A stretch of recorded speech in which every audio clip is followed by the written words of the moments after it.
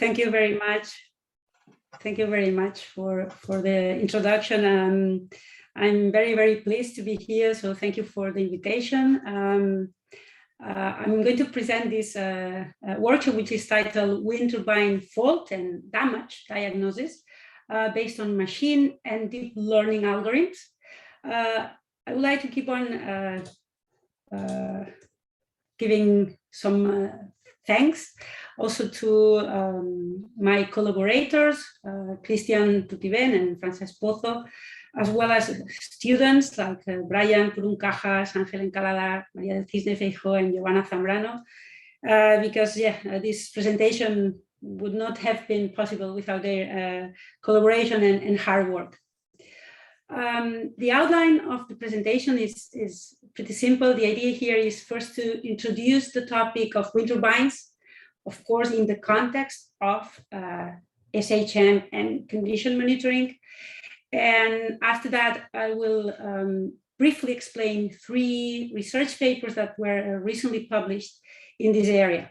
So the first one uses simulated data. So we use some software to simulate the wind turbine behavior. And from that data, we derive a multi-fault methodology to detect all those type of faults based on SCADA data.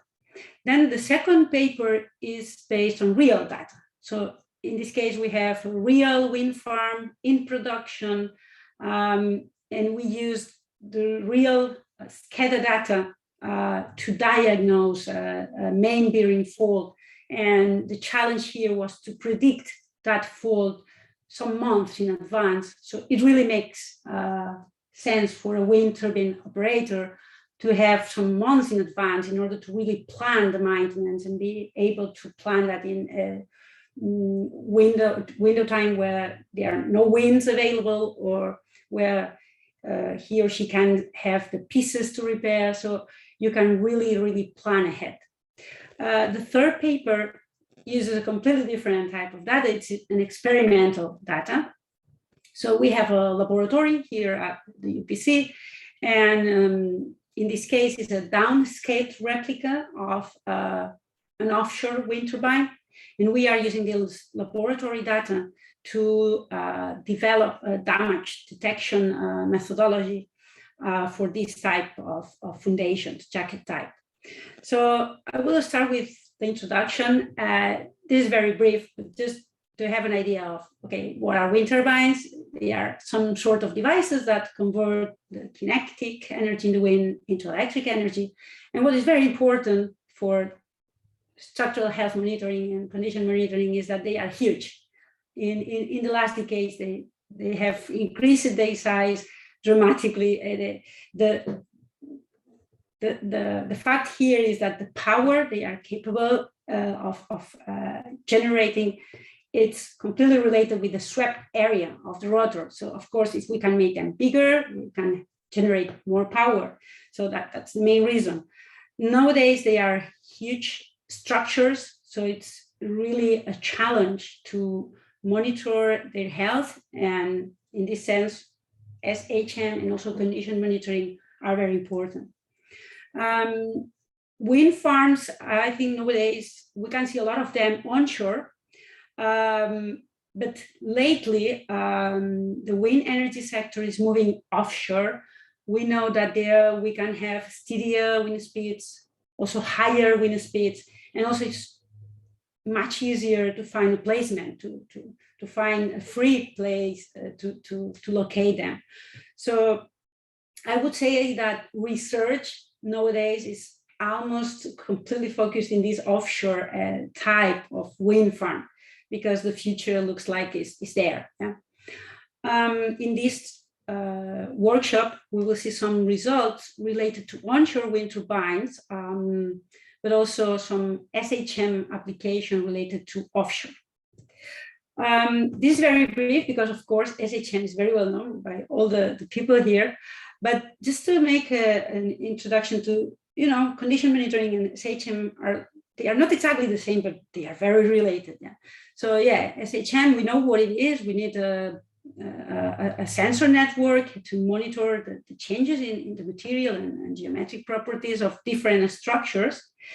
And normally, what is very important in SHM is to know how are going to be the operational and environmental conditions under which the system has to be monitored. I know aeronautics are a very complex application, but I think it's also a nice example because normally you can perform some type of SHM for this application just by, driving your airplane to the hangar, and there it's like a laboratory. Yeah, it's not working. It's not in a working condition. You can use different types of approaches. However, the other type of structures, civil structures or wind turbine, you cannot bring the structure to the doctor. Yeah, you must diagnose the structure as it's working at the same time that it is working, because you can move it from that place. Yeah, so in the case of wind turbines, they are located in a harsh environment, places that are sometimes remotely located, and you must be able to do this SHM in these not very nice conditions. Yeah?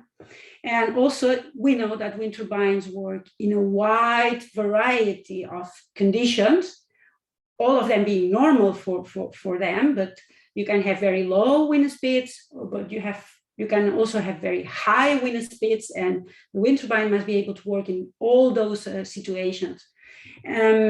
So this is very important and to bear in mind. And also, I think it's important that in general, when we perform SHM, we are working with quite high sampling rates. So normally we use in the wind turbine application, it's very standard to work with more than 50 kilohertz. Okay, so this is the overall idea of SHM nowadays in wind turbines. And I also work in condition monitoring, so that's the fault part of the talk. For me, I know there might be some differences, maybe there are different definitions, but I would say it's quite general to say condition monitoring is, for me, a specialized area of SHM. It's just that it's particularly for rotating machinery. So yeah, when I try to monitor a fault, to try to predict a fault in a gearbox, I think it's a branch of SHM, but particularized to a rotating machine. Yeah. So they also use a sensor network. They also use, in general, high sampling rates.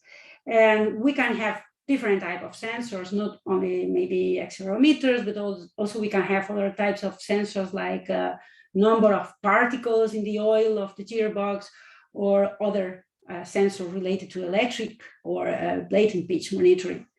But yeah, this is like the big picture I wanted to show. So in a wind turbine, in an industrial size wind turbine, I'm assuming we are talking here about industrial size wind turbines, we always will have access to a supervisory control and data acquisition system, because this data is needed for the normal operation of the wind turbine. So if I want to check if the wind turbine should operate with a determined control, I need to know in which region of operation it's the wind turbine. I will use the anemometer sensor, check the wind speed, and then I will set up the control objective.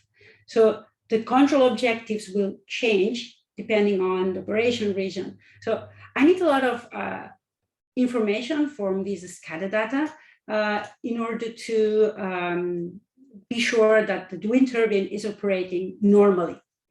So this SCADA data main objective is just normal operation.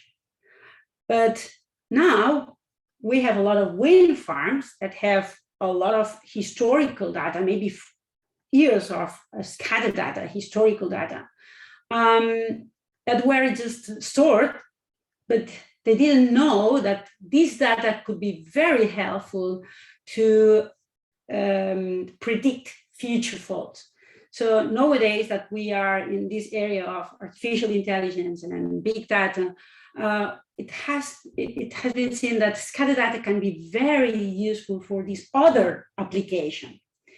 Now, in reality, SCADA data is sampled at a rate of 1 Hertz, but as they didn't see in the past this other purpose, this other objective, they were just storing a 10-minute average of all those sensors.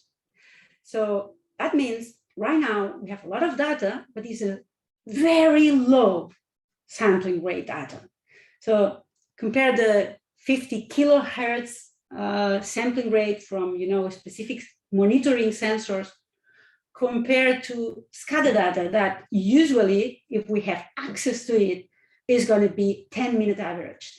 Okay, so yeah, it has a lot of information in that SCADA data. It can be used for this purpose, but it's a challenge because it was not originally thought for this objective. So in this talk, first, I will explain these first results from this paper, which is titled Wind Turbine Multifold Detection and Classification Based on SCADA Data. So the idea here is just using the sensors that are usually placed in SCADA data, use them to detect a various amount of different type of faults at different places, at different components of a wind turbine. So in this case, in this paper, we were using simulated data. Okay, so we were using a software developed by the National Renewable Energy Lab in the United States that is called FAST. FAST it's open source, so it's free, it's publicly available, and it's certified. It was certified by Germany Lloyd in 2005. So if, for example, you want to design a new wind turbine, you can certify it by using this software, okay? And it's used here because of these reasons, but also because of its precision in simulating the different non-linear behaviors that we have simulating this wind turbine operation. So we have, if we are dealing with a wind turbine, we have aerodynamics. We have also hydrodynamics when we deal with offshore structures. We also need to take care of the control objectives, electrical systems, and of course, the structural dynamic models. So that's the software that we decided to use in this paper. In particular, the most challenging region of operation of a wind turbine is normally the high speeds of the wind. So here we were using a reference wind turbine of 5 megawatts, which nowadays is a very standard size. And for this wind turbine, the rated wind speed is 11.4 meters per second. So that's the wind speed that would give you the nominal power, let's say the 5 megawatts. Now, from that value up of the wind speed, we can arrive to the cutout wind speed. That's if we go farther than that, we should stop the wind turbine for safety reasons. So here we can see one of the wind data files that we generated. Of course, we did several simulations. This is just to show you how the wind moves in this region, yeah, from 11.4 close to the 25 meters per second, which would be the cutout wind speed. So here we decided to study 8 different types of faults, and we selected these faults because they were proposed in a benchmark challenge by Odgaard and Johnson. And this benchmark was proposed together with universities, but also with very important companies of the wind energy sector. And in this benchmark challenge, they proposed these faults because they were very usual, or because they were very, very important to be detected because they could be fatal if they appear. So 3 of them are related to the pitch actuator. The pitch actuator is the actuator that moves the blades into and out of the wind. The generator speed sensor. Also the sensors, 3 other faults related to the pitch sensor, so the sensor that tells us the position of the blade. And finally, a last fault, which is related to the torque actuator. So we basically selected these faults from the benchmark because they are prevailing faults in the literature. So here we used 260 different simulations with the FAST software. Some of them were healthy, some of them were simulating some type of fault. Now, I will go back one slide. If you look to this fault, it's not very easy to replicate this type of faults in a real situation. It could be even dangerous. And it's also very difficult to have data from these very specific faults from real data. So in this case, it's really an advantage to be able to simulate a wind turbine, because we can simulate faults that maybe in a real situation, it's very difficult to have access to this data. Yeah. So here we are simulating this, and each simulation has 600 seconds, but we are only using the last 400 of each simulation because when you start the simulation, there's a transient due to the initialization of the variables. So that's why we are using only the last 400 seconds. So all the measurements we are going to use are related to the 9 SCADA sensors you can see here. These are very, very usual SCADA measurements, okay? The electrical power, the rotor and generator speed, the generator torque, the information of the 3 blades position, and also accelerations at the tower top in the fore aft, but also the side-to-side accelerations. So we are simulating the wind turbine. Of course, we could have access to a lot of information, but we are only using sensors that are really available in a real SCADA data set.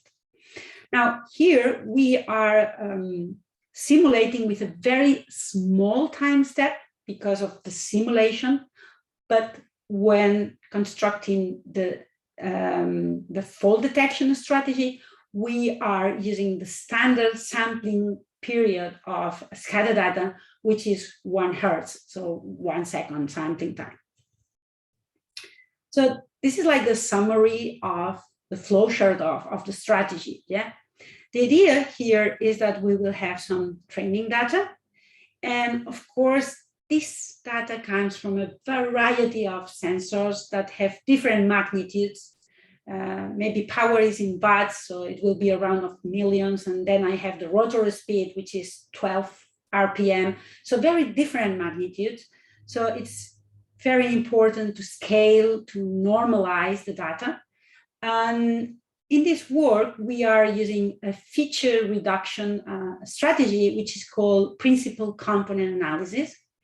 And after using this feature extraction and reduction strategy, we obtain, let's say, projection matrix P that will allow us to train a supervector machine classifier. So the idea here is, okay, now I have new data coming from a wind turbine that I want to diagnose. I don't know if it's healthy or faulty. I have no idea. And I can acquire some information about this wind turbine using my sensors and also using J time steps. So from each sensor acquiring J different information at different time steps of that sensor. So of course, this capital J is going to be important. Let's say that this J was very big, that I need to acquire 1 hour of data to make a diagnosis. That's a lot. Yeah, I would like to have a very small size for J, because that means that with a very small time of acquiring data, I'm going to be able to pass this information to my strategy and being able to have a diagnosis. So the idea here is, let's see how we can select this J, but the idea is that this related to the detection time, because I need to collect this data to make a diagnosis. So the idea is to make this J the smaller we can, but still keeping enough information from each sensor so I can make a proper diagnosis. So once I have the data, I will scale using the same strategy as I used with the training data. And then I will use the feature extraction, and I will use the already trained super vector machine classifier to diagnose and to discern if this is healthy or maybe there is some type of fault. So this is the main idea. Here, we are using as training data both healthy and faulty data. Okay, so we are using a supervised approach. We have labels. We know this is healthy, we know this is faulty, and we know the type of fault, and we have the proper labels.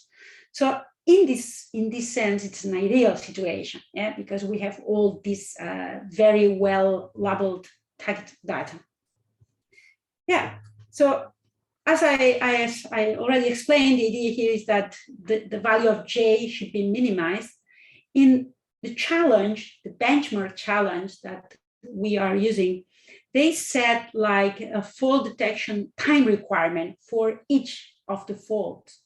Some faults were required to be detected in less than 3 time steps. In our case, that would be 3 seconds because the sampling time is 1 second. And then other faults could have 8 seconds or 10, or even there are some very slow dynamic faults that could have 100 sampling times to be detected. Yeah? So we decided here to study for these values 3, 8, and 10, for these 3 values of J, if we can make a diagnosis just using this very small amount of data from each sensor. So if we can just use J equals 10, and with that we are capable to diagnose even this fault with a slow dynamic, then that's great. Yeah. So this is the data pre-process. By experience, I know this is the part that is less explained in detail. It's the part that people in general don't like very much, like you want to do it very fast. And I would say that it's crucial. It's like maybe the most important part. So we have now a lot of data here. As I told you, we have a bunch of sensors, we have a lot of time steps, and we have different simulations. Now, how can I reshape this data in a manner that each sample of my machine learning approach has the maximum information possible, but at the same time, the fastest detection time possible? Yeah? So here we are reshaping the data in, well, we are keeping the number of sensors, but the sampling time, we are using this capital J, okay, to reduce it. So the idea is that each sample will have only J time steps, the information of J time steps for each sensor.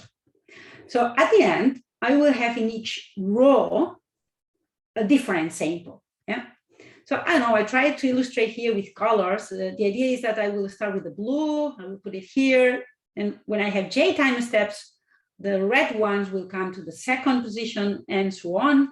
When I arrive here, I'm at the last item here, and I will just move to the next simulation to keep on having new samples, okay? So this is the main idea. Now, there is something here that maybe it's not desirable to work with or not easy to work with, because this is a tensor, yeah? It has 3 counters, 3 components. So it would be great if we could rewrite this tensor as a matrix. So in this slide, I'm just showing you this tensor, the same tensor I have here is shown here, but with different colors. The idea here is that I have one color for each sensor, so it's easier to understand how can I write this third order tensor as a matrix.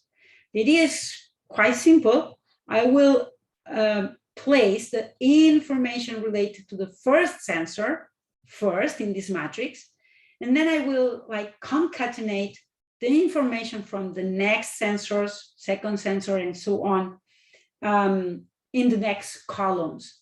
So in this way, we are moving from this third order tensor to just a matrix, which is easier to work with, and again, and still conserves the idea that at each row we have the information related to one sample of the machine learning approach we want to use in the next step. Okay, so the second part of the pre-process is scaling the data. As I told you in this paper, we are using a principal component analysis to perform the feature reduction, the feature extraction and reduction. So it's very convenient for this methodology to use Z-score normalization. Z-score normalization means to normalize the data in such a way that each column has a mean of 0 and a standard deviation of 1. So this formula just produces this new data of information that is already scaled using the Z-score. PCA, principal component analysis, is a very well-known strategy. This slide is just a very, very brief summary. The idea is that we can have several dimensions and in my data. And the idea of PCA is to find the direction with the maximum variance of the data, and then find the second orthogonal direction with respect to the first one that also has the maximum variance of the data, and so on. So the idea is to maybe starting from a high dimensional space to reduce to just using maybe 1, 2, 3 of these first principal components, which are these directions of maximum variance. So in this paper, we use this PCA to reduce the number of components, the number of features. For example, when using J equals 3, so that means in 3 seconds, we are going to be able to diagnose the structure. With J equals 3, we reduce from 27 components to only 16. In the case of J equals 8, we move from 72 to 42. And for J equals 10, we reduce from 90 to 52. So the idea is that we will have some new features that will be computed from the already normalized data, but now projected with the principal components. So these features will be in a much lower dimensional space, so it will be easier to work with. Again, this is a very fast review. Supervector machine is also a well-known strategy. It's supervised, so we need to have labeled data to work with. And the idea is to separate the different classes that are present in the data that we are using. So the results that we are obtaining in this first paper, when using J equals 3, so just 3 seconds, are the ones you can see here. The label 0 means healthy. The other labels are the different types of faults we are studying. This is the well-known confusion matrix. We have the true class in the rows and the predicted class in the columns.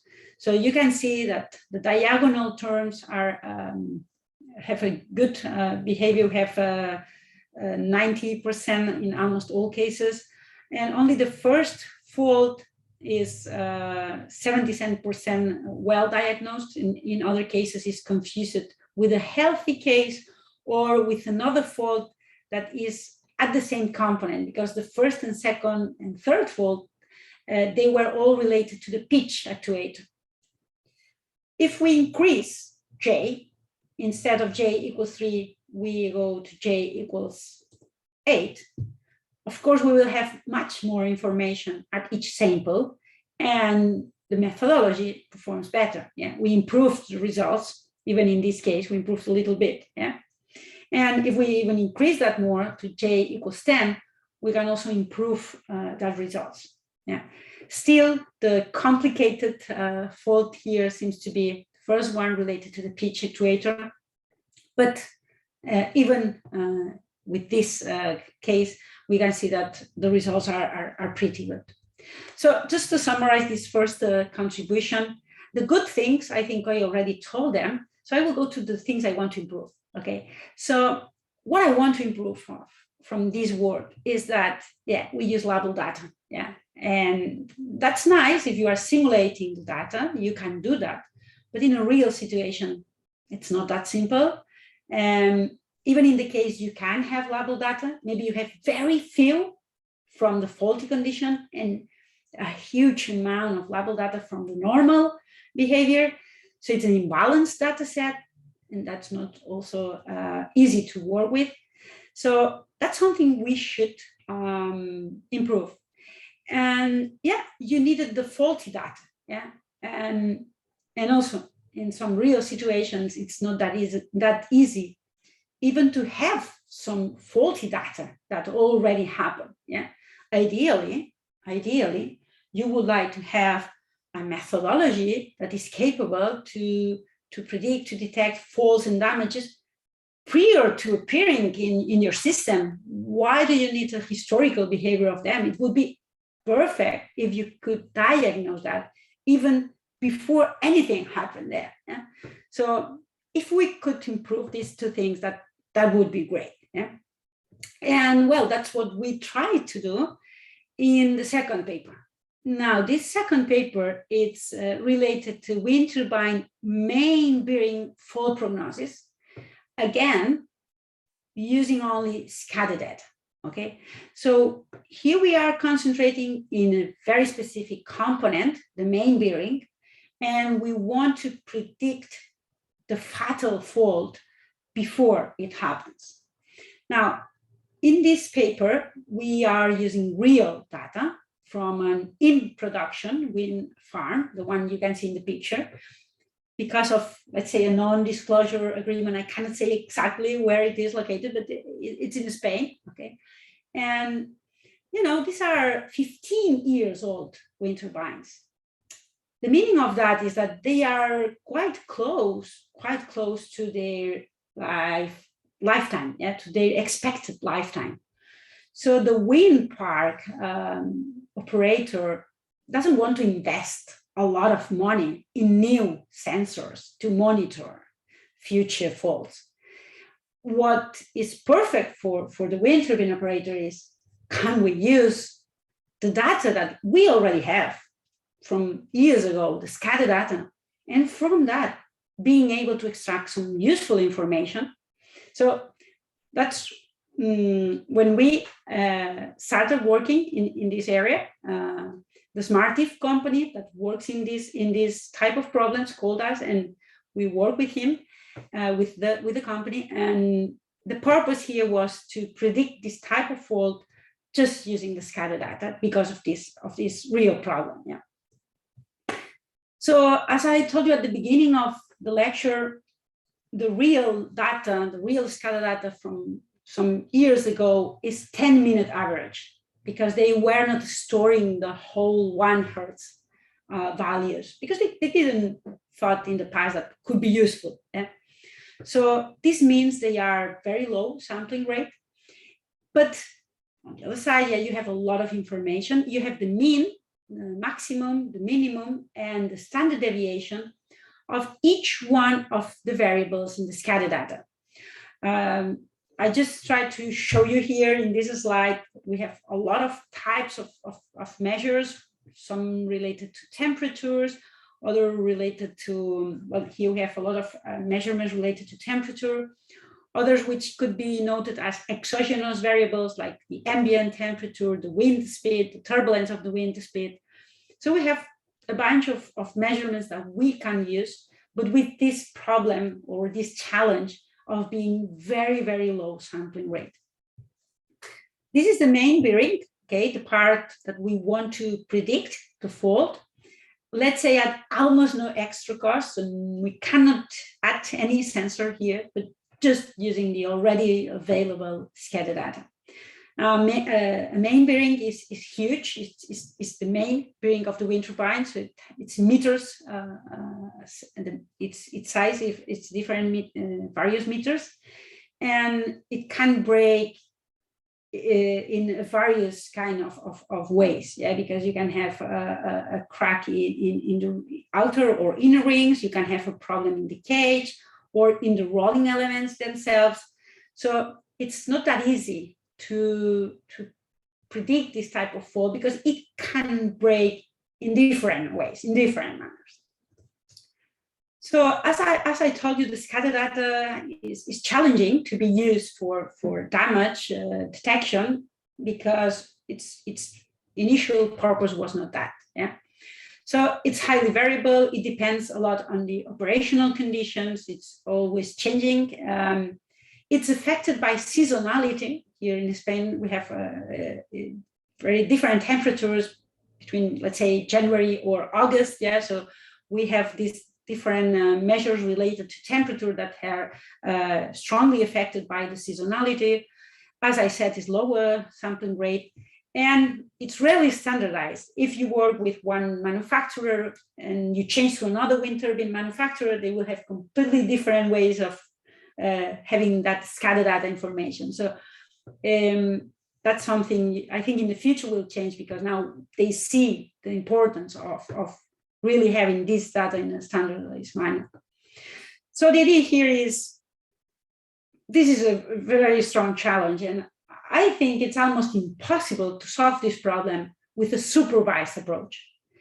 It's very difficult to have label data of the different types of damage that could happen in this component. And it's very difficult even to know which samples are completely healthy or which samples are already in degradation prior to the fatal fault. So using here a supervised approach it's very, very difficult. I think it's almost impossible to solve the problem in this manner. But you could try, that's the idea here, to construct a normal behavior model. So the idea is we don't want to use faulty data to train the model. We don't want to use label data to train the model. We will just use data that we know that is in a normal behavior just to train the model. That's it. So the flow chart, the general idea of this paper is, let's use healthy data to train the model. And this model will try to estimate some measurement in the scatter data. And it will be done using a healthy data set. So the prediction made by my model is going to be a good approximation of the scatter real measurement when I use healthy data, because that's the data I used to train the model. Now, when I have test data that comes from a faulty wind turbine, my model is not going to be able to reproduce with as much precision the estimated target value, and I will have a higher error. So the idea here is to construct like a threshold value that is capable to tell me if everything is normal or some anomaly happened. So the idea here is to construct one, sometimes it's called a semi-supervised model, because we need to have only healthy data. And from that normal behavior model, we can derive if there is some anomaly in the wind turbine. Here you can see the variables that we used to develop the normal behavior model, okay? These are real data, so sometimes we can have some outliers. In these figures, you cannot see because they're, well, yeah, here. In some places we have missing data, yeah. So in a real data set, because of communication issues, it can happen that some period has no data at all. And it can happen that some information that you acquired doesn't make sense with the measurements that you are expecting. Yeah? So it's important to pre-process this data and to first, for example, check for outliers. Yeah, I don't know if you are dealing with ambient temperature here in Spain. It's not very usual to have, well, I don't know, minus 50 degrees. Yeah. So all those values that are, they do not make sense with the measurement that you are doing at that time. You remove them and then you replace them with some imputed data, the same way you do with the already missing data. Yeah? So maybe you have some missing data in some places and you impute this data. Here we use it piecewise cubic interpolation to keep the shape of the data, but you could use more standard ways like moving average, mean approximation, median approximation. Okay, once we have a consistent data set, we must split the data. It's obvious, but it's very important not to shuffle the data in this type of problem. Yeah, we need to have like a point that before that it's the past. We train with that, and from this point afterwards, it's the future, and we will make predictions on that part. So we split the data here in such a way we have one whole year of data for training.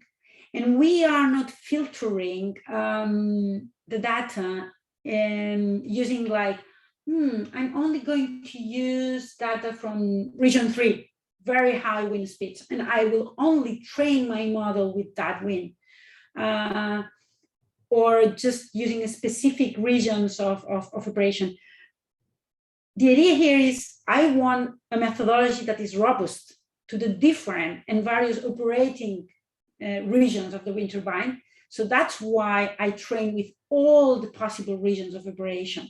So this is what we do in this study.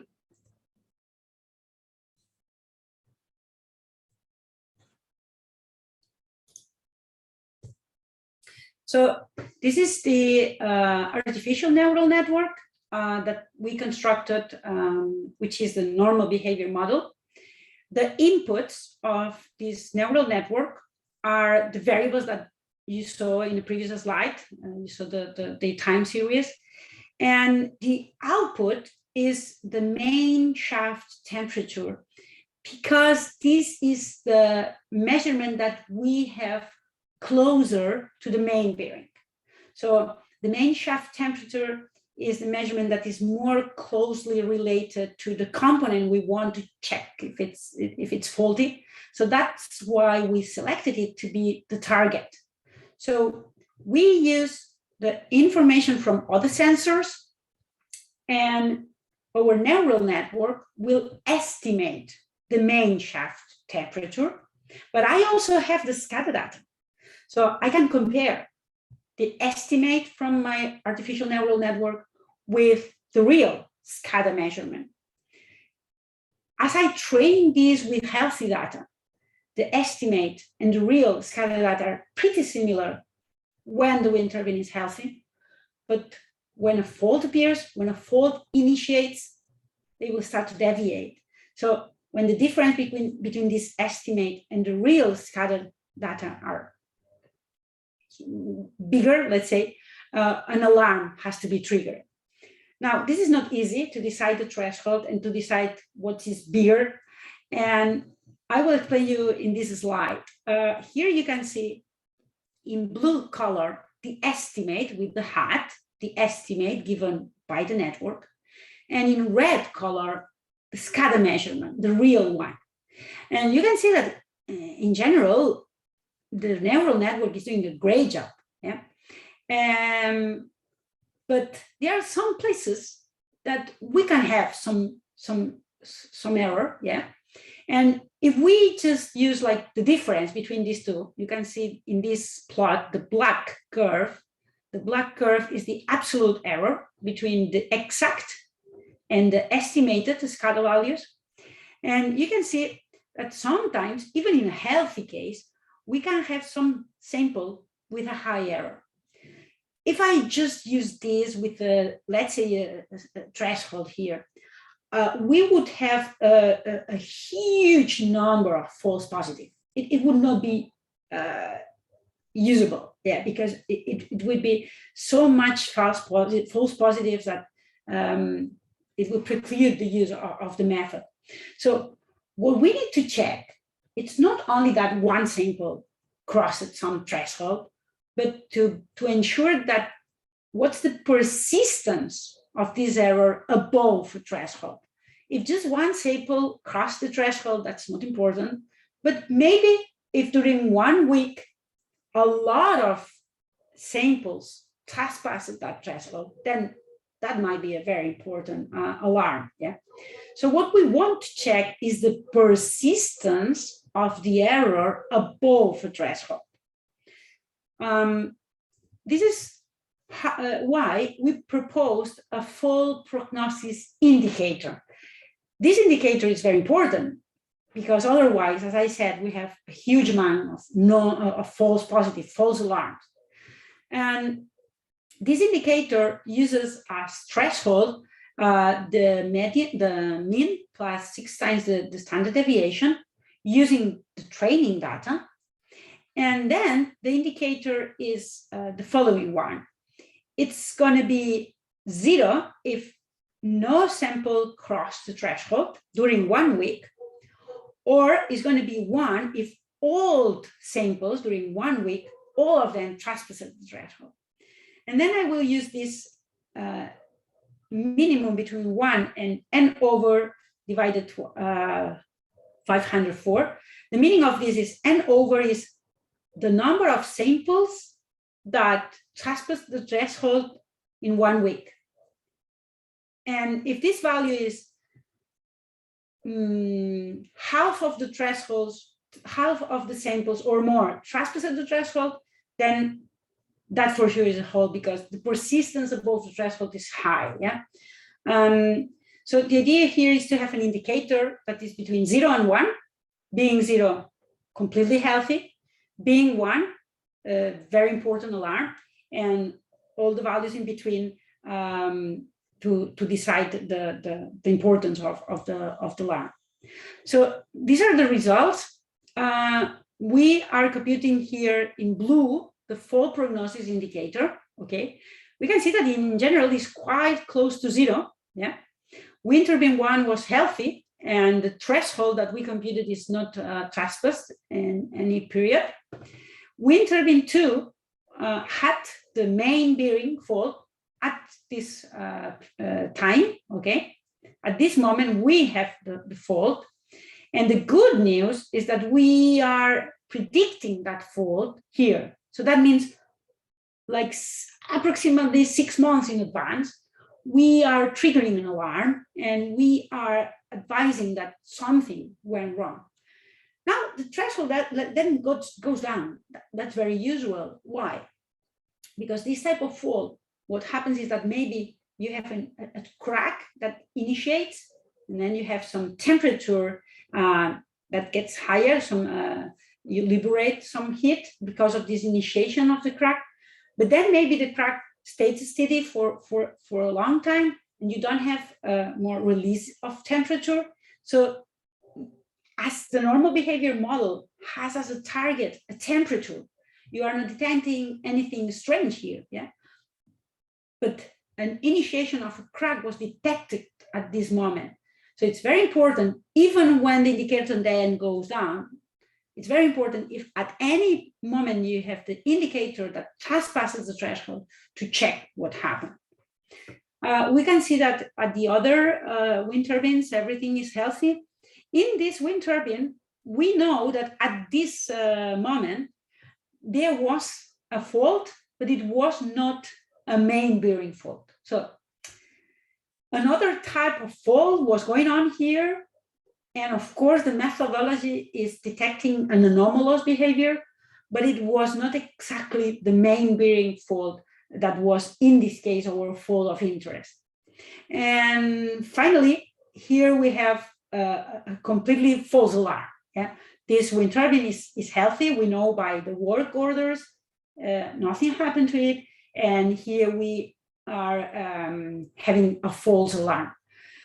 Anyway, these are a lot of wind turbines, a long period of testing, and these are very few false alarms. We are detecting the main bearing fault and even another fault that was not of interest, but I would say that they are quite good results for the problem that we are tackling here. So in conclusion of this work, we predicted some months in advance and just using healthy data to train the model. So that was a challenge. And we were capable to apply this to a real wind farm in production. As future work here, we are working in testing we are working in testing other networks like gated recurrent units or long short-term memories, because I think they are more suited for this type of time series problems. And finally, the third paper I want to summarize in this workshop is related. Sorry, may I interrupt a bit to ask you to speed up a little bit so that we can allow some time for questions? Yes, I'm almost done. Yeah, I'm on time. Thank you. So this last is related to damage detection in this specific type of structures, which are jacket type offshore. They are in the sea, okay? And in our case, here we are dealing with experimental data. So we have a lab downscale laboratory structure. This is the jacket part, the tower of the wind turbine, and here we are simulating the nacelle with a shaker that simulates the wind speed on the rotor and the vibrations that are generated by it. We are dealing with 3 different regions of wind speeds simulated by different amplitudes of the white noise generated by the shaker. So here we are simulating a healthy situation, but also different damages at different locations. The damage is a crack, but it's located in different levels, close to the sea level or close to the seabed. And here, just in contrast with the other studies, we have a high sampling rate sensors. So here the approach is to use only this training healthy data and to normalize and reshape the data. Here we are using 199 timestamps. That's close to 1 second of information, 1 second of data from each sensor. And the features we are using are the mean standard deviation and the instantaneous spectral entropy, which was very important in this work. And we are working with an autoencoder. Once we train it, then when new data from a structure to be diagnosed comes, we scale it, we reshape it, and we use the autoencoder to find out the reconstruction error. If it's small, then it's healthy because the autoencoder was trained only with healthy data. And when the reconstruction error is big, then something anomalous is going on. An autoencoder, very briefly, is a neural network with the same output as the input, but with a smaller hidden layer. So it forces to compress and decompress the information. And as the output and the input are the same, and we are training with healthy data, when this reconstruction deviates with respect to the input, we know that something anomalous is going on. So as I said, the reconstruction error, the difference between the input and the output is here the indicator itself, and the threshold values are used with the usual 3 sigma rule. We have different regions of operation because of the different wind speeds. So the results depend on this wind speed region. For the lower wind speeds, we can see that the crack number 3 at level 3 is separated from the rest. But if we make a zoom in this region, we can see that we can also separate clearly the healthy samples from the cracks. The same happens with the amplitude 1, which is an intermediate region of wind speeds, and similarly with the higher region of the wind speeds. Again, we can separate here crack 3 and crack 1, and the other ones here with the zoom, we can see that they are all separated with the thresholds that we found. This is the orange line. They are separated with respect to the healthy. So in this case, we were capable to only use healthy data. So we are not using wobbled data. And I think it's important that the performance indicators were really good in the results. So it's not supervised, and we are capable to detect the damage. The challenges here, the future work is to work in a full scale model, because this is down a scale replica in the lab, but also to add some more realistic environmental conditions, like, for example, having a water tank facility. That would be great. Yeah, that's all. That's the last part I wanted to explain. Thank you very much. I hope I'm not very out of time. Thanks. Thank you very much, Yolanda. It was an excellent presentation, very interesting subject. At least in our group, we do a lot of similar stuff. I will directly give the floor to questions. I think that we can have a few. I know some people that they want to ask you. Perfect. So, do we have any questions? Hello, can you hear me? Yes, Yes. Imad. Sorry. Thanks a lot. So my name is Imad. I'm a researcher here with Eleni in the same group. I was not aware of any of your work before, and I was pleasantly surprised because some of the work that you showed here, almost exactly the same what I've done within a year, probably, especially the first work. So may I ask you a few questions, actually? Yes, please. So regarding the first paper that you presented, I am very familiar with the model. I worked on OpenFast with the simulate model for simulating the faults.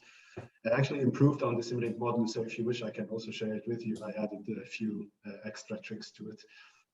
My first question is that I noticed in the analysis that you've done is you only stuck to full load data, so anything above 11.4 meters per second. And in a sense, that kind of convenient. It's easier because that's where you get a lot of pitch, motion, and that gives you a little bit of extra information.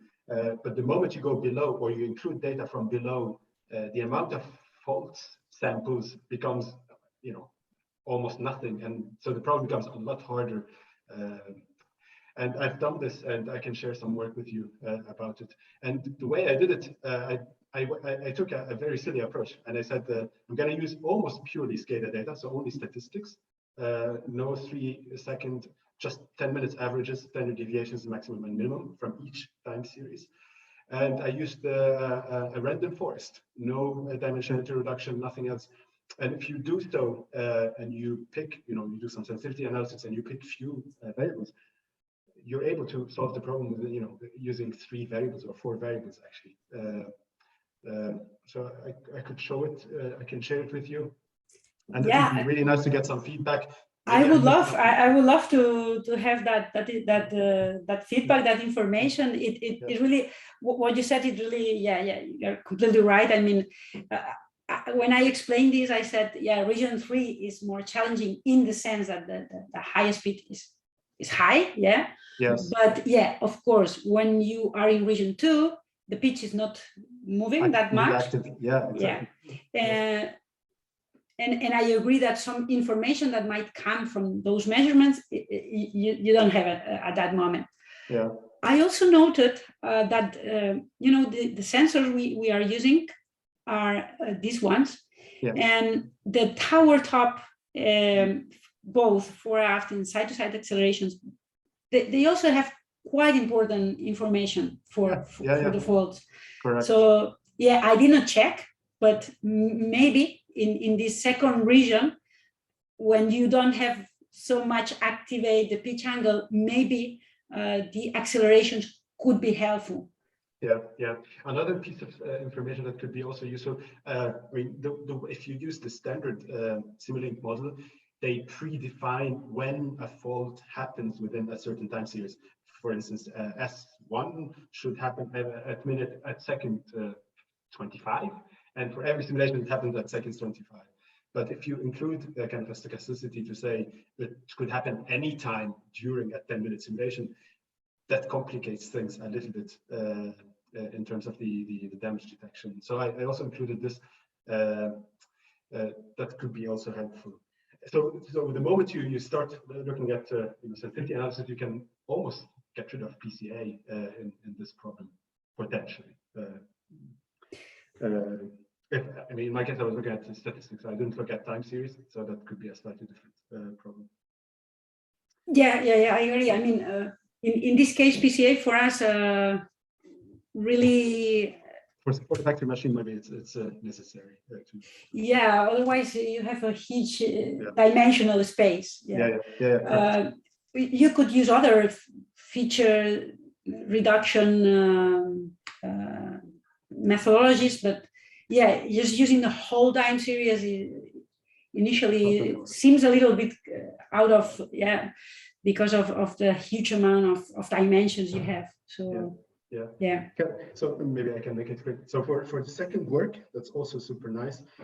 My only question is, did you just try to, for each one of these turbines where you have the temperature sensor, because usually temperature is a very good indicator for gearbox problems. Did you just simply try to plot time series, the temperature as a function of time? Just nothing else. And you see, you will definitely see a trend. Yes, we tried. Yeah. The fact is, you can have a wind turbine that is always hotter than other ones. Yeah. And that doesn't mean it has a fault. No. It's just that it's always hotter. I don't know. Yeah. Maybe it has more sun. I don't know. Yeah. But and it's very difficult to see a trend. The point here is that the type of fault, the main bearing fault. Okay, yeah, sure, yes. Normally is like, this specific interval of time where you have this initiation. Maybe it's a crack, maybe some friction that starts and you have some wear. Normally it's associated with releasing some temperature. May I add a comment, Yolanda, in this? Because for me, I mean, it is a very nice thing that you can infer decision with the SCADA data of this very slow sampling rate. Yes. But as you just mentioned, if we want to talk, for example, about wear, so phenomena that are gradually evolving, and we know, I mean, in rotor dynamics, how these phenomena are being masked on the frequency space. If we take, for example, a bearing which has, let's say, 4 fundamental frequencies, then I think that temperature might not be a good indicator. And this is why we need to have high sampling rate data, referring to your 50 kilohertz, let's say. I completely agree. In fact, I think there are some types of fault, of damage in the main bearing that we can predict with maybe temperature related and low sampling ratios like SCADA data, and there are others that it's impossible, of course. Indeed. Because the information is not there in the data, so it's impossible to. Yeah. No, but the premise of the problem was very clear, because I mean the guy doesn't want to put special measurement systems on a 20-year-old or 15-year-old turbine, so you need to do the best with what you have, and that's it. Yeah, exactly. That's the perfect setup. My final question is related to the last work. It's a scaled turbine. Did you actually take into account any kind of elastic scaling for this system? Because I mean the dynamic response of that scaled version is not the same as the response of a 50-meter jacket subsea. Yeah, this downscale replica was part of a previous PhD thesis. Yeah. It was done between UPC and Ikerland Technological Center, but we completely understand that we are just simulating the part of the wing excitation. Yeah. So we are not taking into account the waves, the currents that's out of the image.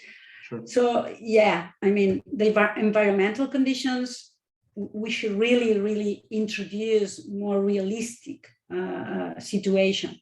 That's why we are thinking in really moving to the finite element method and simulating the full scale, because maybe like in our first paper that we are simulating, the wind turbine, maybe is better than just keeping it into the lab, because we don't have a tank facility. That would be great, but yeah. No, but that's great work. I thank you so much for your presentation. Very much appreciate it. Okay. Yolanda, we have another question by Mahesh Kumar on slide 28 that corresponds to your first paper. You comment on the label data, and the question is if you could clarify about the labeling of the data. Did you label them manually or by employing some sort of annotations for automatic labeling? Well, in this paper, remember, this is the simulated data from the benchmark. So as it's simulated, we create the data by simulation. Okay, so the labels are already available, yes? Yes. Okay. Do we have any other questions? Actually, I have a small comment on the 50 kilohertz that you mentioned. Why so high? Normally, they use accelerometers in these offshore wind turbines, and that's the usual. They are using nowadays in the splash zone and tower zones. So yeah, I don't know. You think it's too high, or it's? I mean, for the structural part of for the tower, let's say, the structural components, it's let's say very high. You don't need so much data actually. For the drivetrain, I would say that some kilohertz will be sufficient, but I don't know. I mean, it's. I have heard it from other colleagues as well that they go this high, but I really cannot understand. Normally, in wind turbines, you know, the SCADA data, it's continuously acquiring data. You cannot stop that, because they are needed for the usual operation.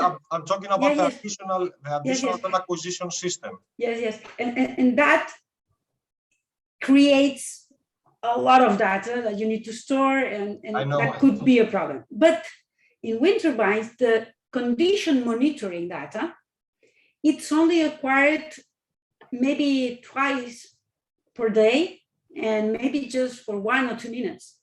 So they can really acquire with high frequencies, because that's not much data, because it's on demand, let's say. Okay. Yeah. Okay. So what we do, I mean, for research purposes, we monitor a wind turbine in Greece together with HIMAD, and we have, let's say, something like 100-200 hertz for the tower, for the structural components, which is already a bit high, given the amount of frequencies that are within the first hertz. And we have something like 4 kilohertz for the drivetrain, if I remember correctly. Yeah, 4.5. But we measure continuously. So we have something like, I don't know, 17 giga per turbine per day. Yeah, too much. Yeah. Okay, we are a little bit off time, so thank you very much, Yolanda, from my side, and I will give the floor to Nati for concluding and giving the outlook. Okay, yes. Nati, the floor is yours. Thank you, everyone. Thank you, everyone, for being here today. Our primary goal is to show that the structural health monitoring offers a powerful condition assessment and strategy for engineering infrastructure So we want to invite you to the next seminar. Now you can, I think that you can see my screen. Yes. Yeah, so we encourage you to visit our website, so all are welcome to register. Thank you very much on behalf of ESPOL and ETH Zürich. And the next webinar will be on March 28th with the title Advancing Human Infrastructure Interfaces, New Frontiers and Opportunities with Dr. Fernando Morel from University of New Mexico. So thank you, everyone, and see you on the next webinar. Thank you. Muchas gracias, Yolanda. Gracias a vosotros. Adiós. Adiós.